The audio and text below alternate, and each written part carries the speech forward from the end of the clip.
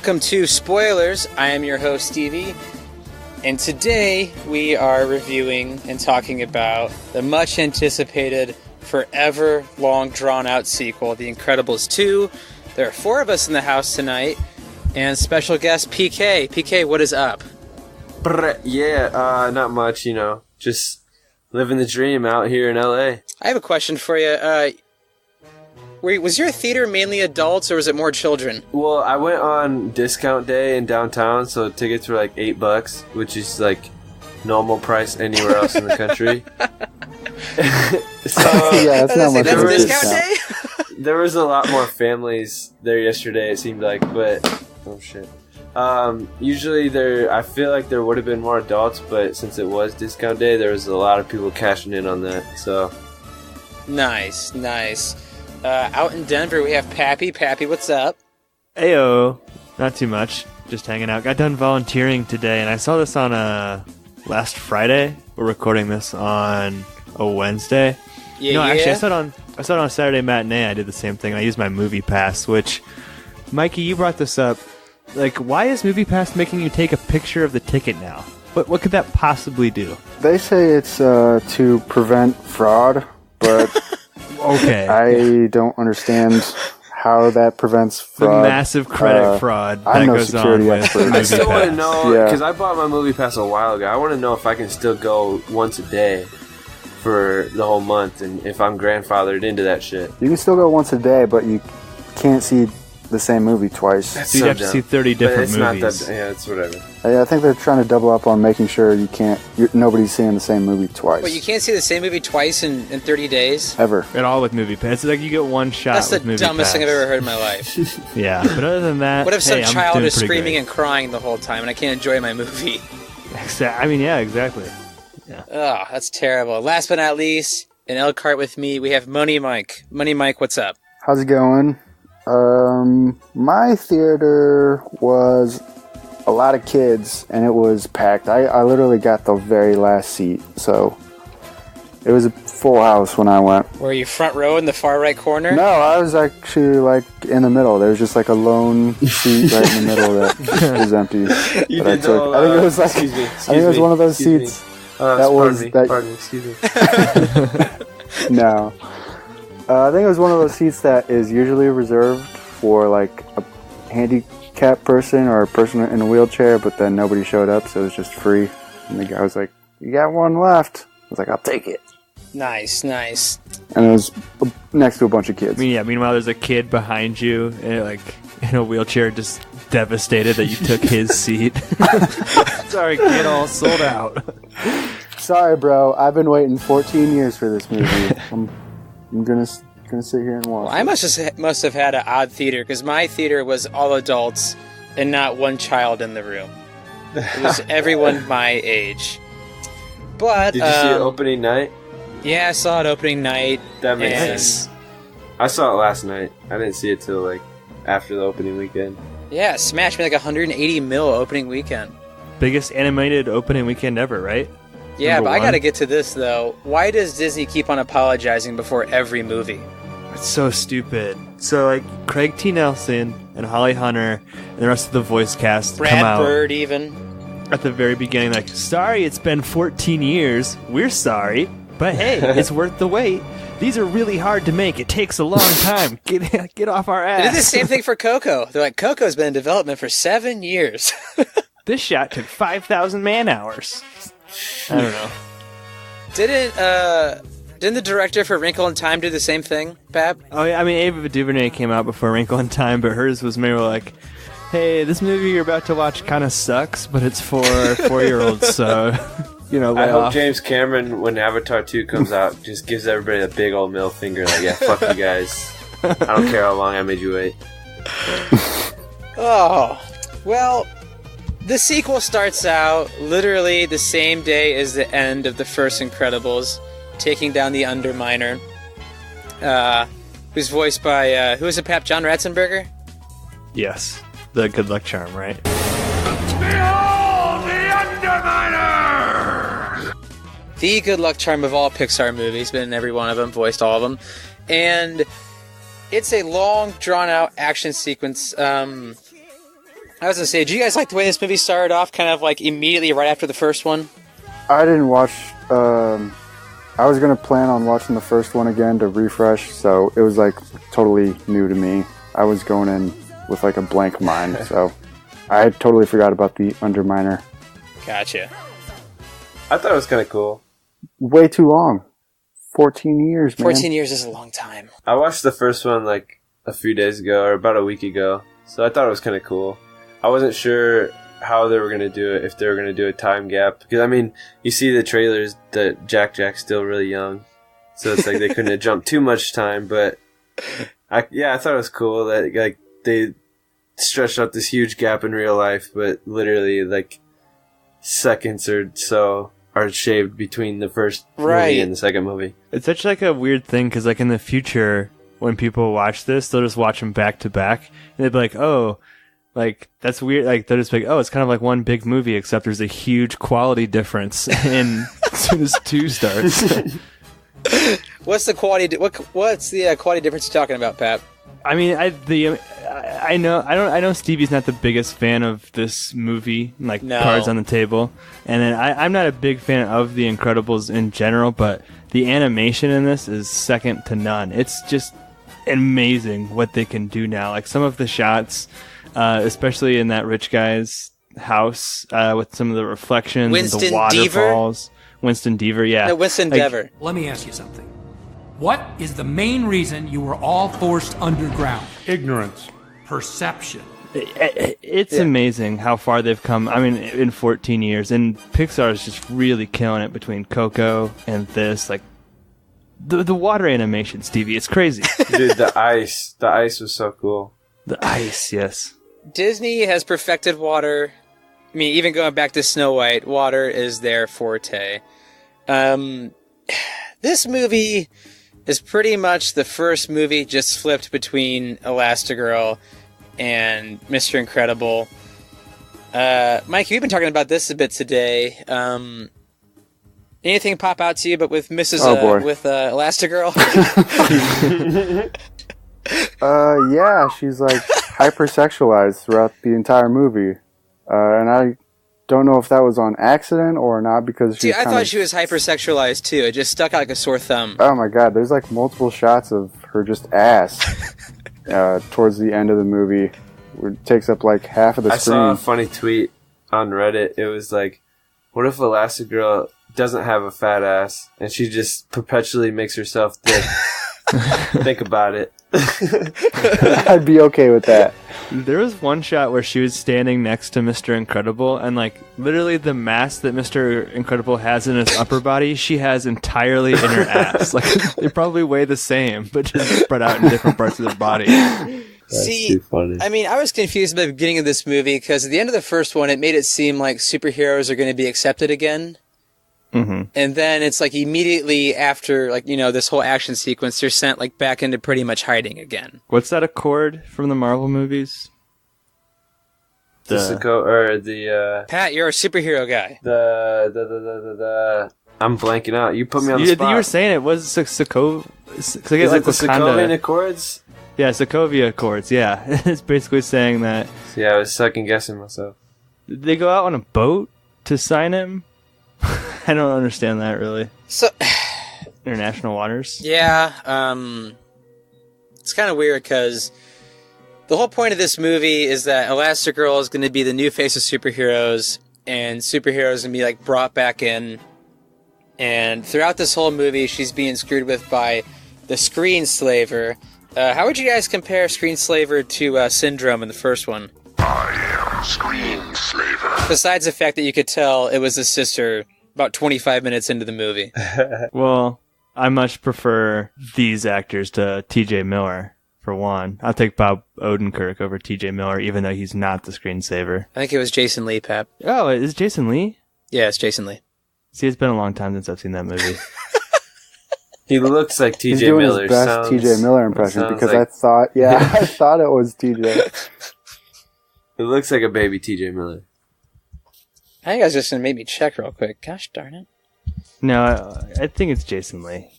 Yeah. I mean, I don't remember. I should have watched the first one to refresh because I don't remember much about the first Incredibles movie, but who played the screenslaver? Who was that woman? Oh, Catherine Keener. I thought she did a pretty good job. She's... Yeah, it was an interesting character, but like you said, it was pretty obvious that she was the bad guy, like, 20 minutes into the movie. Yeah, I thought that kind of took away from it. But the one thing I think that this movie excelled at way more than its predecessor is the action. Like, especially during, like, that train sequence, just trying to hunt down that train. Like, there's times I forgot this was, like, an animated movie. Oh, yeah. It was incredible. Like, the lighting and everything, too. Mm-hmm. I think during that train scene, like, it was, like, kind of like during the sunset. It was, everything was just lit really well. Even, like you said, in the guy's house, like, the lighting and all the animation. But, yeah, the action was just unreal. Stevie, what's a better action train sequence that we got this summer of 2018? The one in Solo or the one in The Incredibles? Ooh. Hey, don't forget the commuter, though. The commuter. Don't sleep on the There's no way Liam Neeson could have made that jump. It still bothers me. Liam Neeson's. Man, that's a tough one, Pap. I'll say Solo. I love that train sequence in Solo. What? Yeah. Boo. I'm a Star Wars fan, and I say boo. Well, you know what, Pat? Jurassic World 2 is gonna suck, so have fun tomorrow. Hey, you're probably right, and I will have fun tomorrow. We'll talk about that before the pod's over. Exactly, but let's not forget about our two main stars of this movie, being Jack, who's giving his father insomnia, and Dash, who is just absolutely hilarious. Do you guys have a favorite Jack moment that stood out in this movie? Looks normal to me. When did this start happening? Since Helen got the job. I assume she knows. Are you kidding? I can't tell her about this. Not while she's doing hero work. Girls, come on. Leave the saving of the world to the men? I don't think so. I've got to succeed so she can succeed. So we can succeed. I get it, Bob. I get it. When was the last time you slept? Who keeps track of that? Besides, he's a baby. I can handle it. I got this handled. So, you good then? You got everything under control, right? What the? Cookie. Cha-cha want a cookie? Num-num cookie. Cha-cha want num-num. Num-num cookie. Cookie. You're not... Cookie. Oh, my God! Cookie. Wow, okay. Okay. So, he can still hear you? From the other dimension, yeah. That is freaky. Definitely when he fights the raccoon. Dude, that was awesome. The setup is perfect because he's like watching this like gangster movie with a burglar, like the old school burglar mask, and of course that's exactly what a raccoon looks like. And like Jack puts the pieces together. It's a great setup, and then like the physical comedy with that, and then Mr. Incredible like running after him and everything. It's so funny. Yeah, I don't know what my favorite exactly like Jack moment was, but just seeing his full array of powers, because we got a sneak peek in the trailer that he was gonna have a lot, but just seeing all of it mixed together and just the reveal of each one, I think that was pretty fun and cool. I also really like the part where he goes and stays with who's that fashion designer? Edna Mode. I love it when Mr. Incredible comes back to pick him up after a good night's sleep that he's needed. And he's modeling her every move as she walks. She's like smoking a cig and he's licking a lollipop. Sucking on a lollipop or something. It's pretty hilarious. Exactly. Which I didn't think they could smoke in Disney movies anymore. Didn't they cuss in this one? They say hell, I think. Maybe damn, too. Yeah. Which, well, I mean, whatever. We say worse on spoiler. We're not offended, but it's just interesting at what slides at Disney. I know, but I think this is the first Pixar movie to cuss. That could be. I believe it is. At least that's what I read on IMDb trivia. Not always the most trustful. Oh, I believe it then. But also we get in this movie Violet trying to land a boyfriend who's had his memory erased in the very beginning. This is actually probably one of my more favorite parts of the story, just because it kind of brought a human element into it, even though she has a lot of superpowers. I love when the water shoots out of her nose when they go to the diner. Oh, that was hilarious. 100% out her nose. What got the biggest laugh for you guys? I think that was the one for my theater. as soon as like people were there's like moms like clapping and applauding that joke.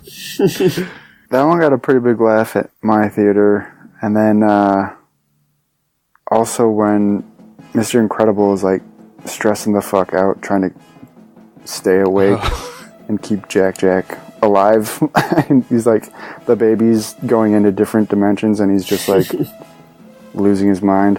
I think the biggest laugh my theater got was when the news is on and it's the Incredibile, like that guy showing it off in his living room, and Dash starts controlling the Incredibile like with a remote off the wall, and he just starts screaming, "Rockets! Rockets!"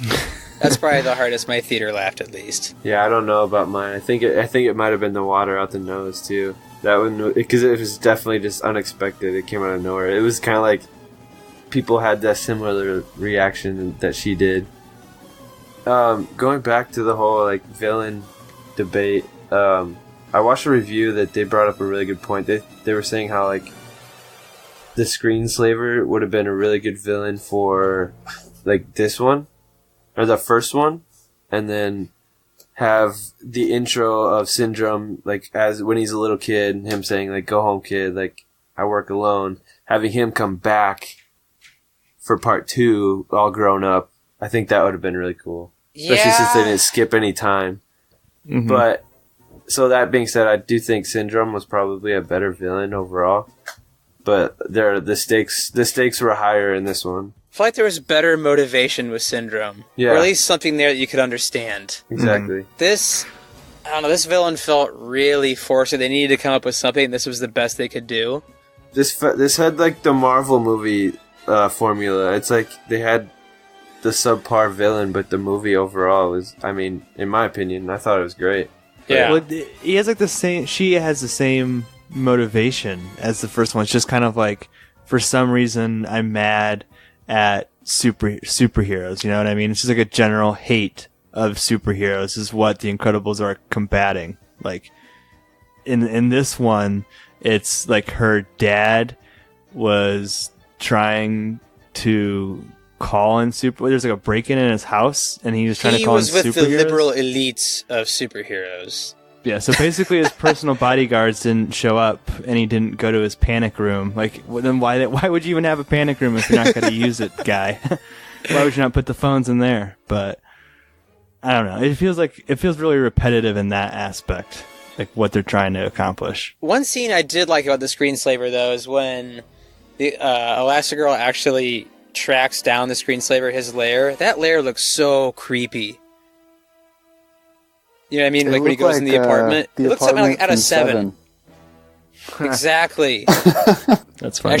Actually got really uneasy. It looked like that. he's gonna have like a skin suit hanging in there or something. I was reading on Twitter before, but this is oh, sorry. I was just gonna say that this is like the part where they have epilepsy warning. Exactly, that's what I was literally just gonna say. Like, I was reading on Twitter that they needed epilepsy warnings, so I was like waiting for that scene the whole time. Did they wait? When did they play the warning in the movie? Or no. People were saying they should have one like before the movie starts because of like that scene where they're fighting each other, and it's just like that probably would have been strobes best. flashing like the whole time, basically. I would much rather watch a warning for epilepsy than Craig T. Nelson apologizing that it's been 14 years since the last Incredibles movie. I watched it like the first or second night it was out, and I was like, and when I got out of there, I was like, man, they really should have an epilepsy warning for that because it was crazy in the theater. And then like the next 2 days or something after that, they finally said something about it, or there's like a sign that was like warning may cause epilepsy, like by the ticket booth.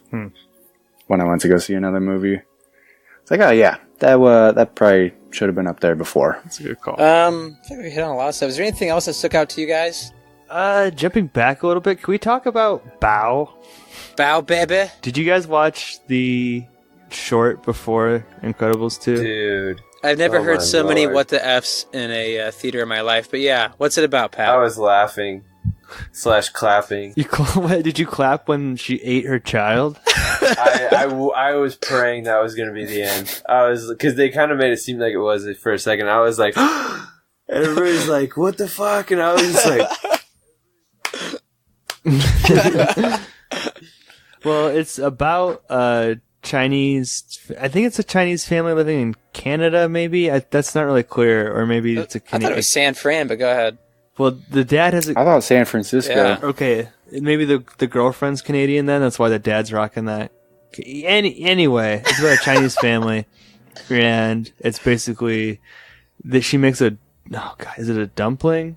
Yeah. Is that what she makes? It looked real good. Yeah, so she makes a dumpling, but the dumpling is essentially like symbolizing her son. And when she goes to pinch the dumpling, it comes alive, and she takes care of the dumpling. And then like the dumpling like gets a little bit older, like, becomes an angsty teenager, starts smoking cigarettes and wearing leather jackets or whatever. And then it goes to leave, and she just fucking pops it in her mouth and eats it. Did you like it? Did you not like it? I liked it. I mean, I thought it was weird, but I thought it was good. Yeah, that was weird. It was just funny. Like everybody looked at each other. It was like, oh, she's racist to white people. I was like, now I get it. It was just like, I get it now. It's a metaphor for like interracial dating. It's cool. But I just like the whole eating of her baby was like, oh shit, did she just eat her child? Like, what is going on? I waited 14 years for this. John Lasseter comes on and apologizes before It's Bow. pretty funny when he's like getting his head smashed and stuff. That was so funny. He goes to head the soccer ball and like half his head's caved in. Oh yeah, that was awesome. Yeah, I did like the reveal at the end though, and I was like, oh, she had an actual child that did this to her, and they had a falling out.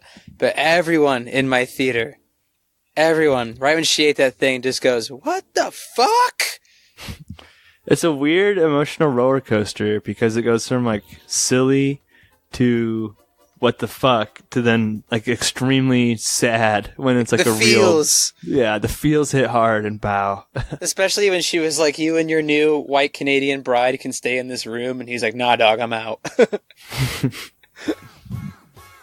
And then he comes back as a real human, and he looks like a dumpling in real life. Got a giant head. I thought it was one of Pixar's better shorts. Did you guys? Yeah, I mean it was better than the one they showed before Coco. Jesus Christ. Oh, okay, yeah. Oh, That one was was not a like short 25 at minutes, all. way too long. Ugh. Olaf's Plus, I'd never Frozen. seen Frozen, so I was like, this is whatever. You've never seen Frozen? No. Oh, you No, gotta. don't be mad. You gotta.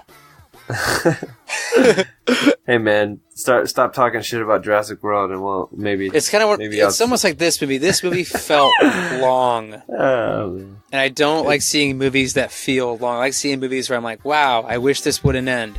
And this It's the movie longest felt Pixar movie. really long. They could have shaved an easy 25 minutes off this movie. I was surprised it's this, Cars, then the first Incredibles for longest Pixar movies. Cars. I never Brad realized Bird. how much like Trying to show off the thickness. like going back and watching the first Incredibles before this one. It was like half superhero movie, half spy movie. I never realized that as a kid. It's like the music and everything. It's like a mix between James Bond and like Mission Impossible. With the layers. Mixed with the superhero movie and shit. Yeah. And then this one, the whole train sequence when she's like in the tunnels and shit, that was like straight out of Mission Impossible 1. Yeah. But then I didn't realize until like today that the director directed directed Ghost Protocol, I think. Mm-hmm. Really? Yeah, maybe another one. Yeah. So I was like, Robert. that makes sense. But yeah, I thought that was cool watching the first one. I was like, man, this is almost more like a spy movie than anything. Yeah, the music's pretty awesome. It's like that 50s, 60 like lounge music, like spy, smooth jazz type music. It's really cool. And then that house that they stay in is awesome. Michael Giacchino did the score for this, and he's done, I think, all of the Pixar movies. Jurassic it looks World. like. Yeah, Jurassic World, War for the Planet of the Apes, Coco, Spider-Man: Homecoming, Zootopia. Busy dude. He's a busy dude. He's a man. Yeah. All right, I'm gonna hit you guys with this. What's your guys' pitch for Incredibles 3? Ugh. Oh man. There's gonna be one. Well, first off, they can't do a time jump because they gotta capitalize on the thick. Dick. Maybe like a tiny bit older, so Jack can like at least hone his powers by himself. I hope they have to kill Jack. He just grows up, and gets evil. Jack becomes evil? Jack He just goes off the rails. turns into the purple pink monster thing. Jack goes off the rails and they have to take him out. I like that. The most emotional Pixar movie of all time. Oh, God. The year is 2050. Not an Incredibles world. It's actually the year 2050 when this movie comes out. Mr. and Mrs. Incredible are dead, and now we got the kids are all grown up. That's my This movie pitch. takes place in the 60s, right? Does it? Isn't The Incredibles in the 60s? I guess. I don't know. I don't even... Or 50s, 60s. or 80s, I don't know. Somewhere in there. I don't know. This movie somewhat felt kind of like a feeler movie to me, which is like, let's put a bunch of stuff in this and see what works. I kind of hope Jack, and Dash have their own movie next time, but that's just me. Are you guys ready for yes or no's? I gotta imagine they're all going to be yeses. Yeah. Yeah, alright. Then I'll just say this. Where does this rank amongst Pixar movies for you guys? You can just say top tier, middle tier, bottom tier, or specific rank, whatever you guys want to do. All right. Well, yeah, it's a yes for me, Pappy. But I'll put this in the middle tier. I actually like this more than the first Incredibles, but I don't really like the first Incredibles all that much. It's okay. It's just they both feel kind of long. I'm just like there's nothing against it. Like I'm just more into space, so I like WALL-E than I am like superheroes. I think it's just personal preference. I think they're both like really competent, really well-made movies, like A+ in quality. It's just, what are you more into? So I do think this one's a little bit derivative of the first one in a lot of ways that we talked about, but middle tier, yes, obviously. And I do have it in like my top 10 movies of the year so far. Nice. But Pixar has a lot of good movies. I'll give it a yeah. I'll say it's top tier Pixar movies for me. I actually have it like on Letterboxd. You can rank the movies you've seen this year, and I think it's like my number one and number two. Wow. It's really good action especially for an animated movie, and it looks amazing. And the music is great too. And thought it was a really fun story. And I kind of wish I had watched the first Incredibles before I went and seen this to kind of get a refresher. But it's like a really awesome kind of like throwback to like the 50s and 60s, and I think they capture that era pretty well. So it's really cool just for that. So it's a yes. Definitely a yes from me. I'll put it in like the top to middle to top tier for Pixar. I'd say it's just as good, if not better, than the first one. I don't know if I'd consider it better or if I liked it better or not. I'd have to see it again to decide that. But yeah, it was good. I like Mikey said, it looked incredible. No pun intended. Yeah, the animations were amazing. I liked that Frozone had a little bit bigger of a role. But yeah, definitely go check it out. It's worth the wait. Nice, and I'll give it a yes as well. I like this movie a lot. I just thought it was a little too derivative of the first one. But I think they're on equal footing, just in different ways.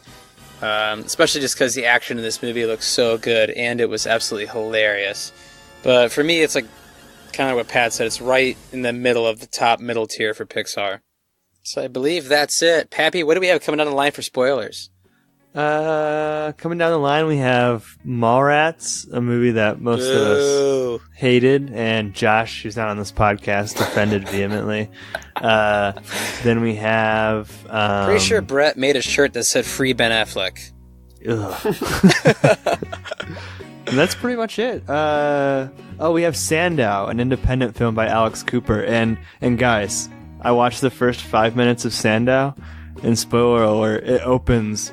in big capitals, an Alexander Cooper production. So that's as far as I made it. I turned it on. Can't wait for it. Oh, that is awesome. I'm gonna have to watch Parallel. I gotta watch Parallel before I get into Sandow. Yeah, you need to set yourself up for the Alex Cooper extended It's in the same universe, Mikey. It's in the same universe. The ACU. Shared universe. That's awesome. Oh wait, would you guys be like opposed to a Frozone Incredibles 3? I'd be down for that. Absolutely not. But it's not going to happen, but I would love it. That'd be pretty cool. They should probably do that. I just hope it doesn't take 14 years. Like, it can't, because Samuel will be dead. Yeah, they'll just be too old. Like, their voices won't sound the same. Well, I think computers are so good now that it speeds up the process. I think it probably took a while for the first one to even get made, and then they kind of sat on their hands to get the second one made. And I think, if anything, it won't take nearly as long. I don't think. It takes 7 years. half of that.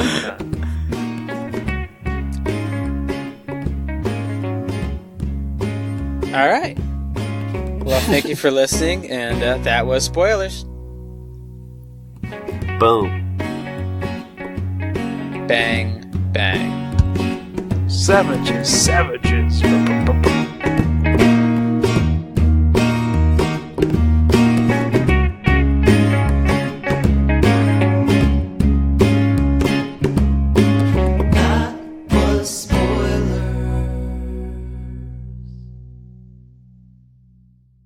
Remember Paper Planes? The Paper Planes. The song? Yeah. Like, hold on. Oh, by MIA? Yeah. Yeah, I love Paper Planes. That song was awesome. I do too. Pat, Sorry, I was for some stupid reason I was thinking of the Flowbots and that stupid ass song Handlebars. Oh, yeah, it's a different song. Yeah, way different. I can ride a bike with no handlebars. That was so annoying. That was a terrible song. People loved it. Pretty sure I was one of them. With no handlebars. With no handlebars. Oh. Bow. Oh yeah, let's talk about Bow, Baby Bow. Baby Bowser. Was it Bow Baby? Is that how it's pronounced? the Bow Baby. Yeah. God. Alec Baldwin. Dude, I didn't realize that was a woman until the very end of this short. I thought that was a son, honestly. I thought it was a boy just raising a bow. Can you try adding him? PK? Yeah, they call me PK. I think I'm that's not his gonna name. half his shtick, but I'll try.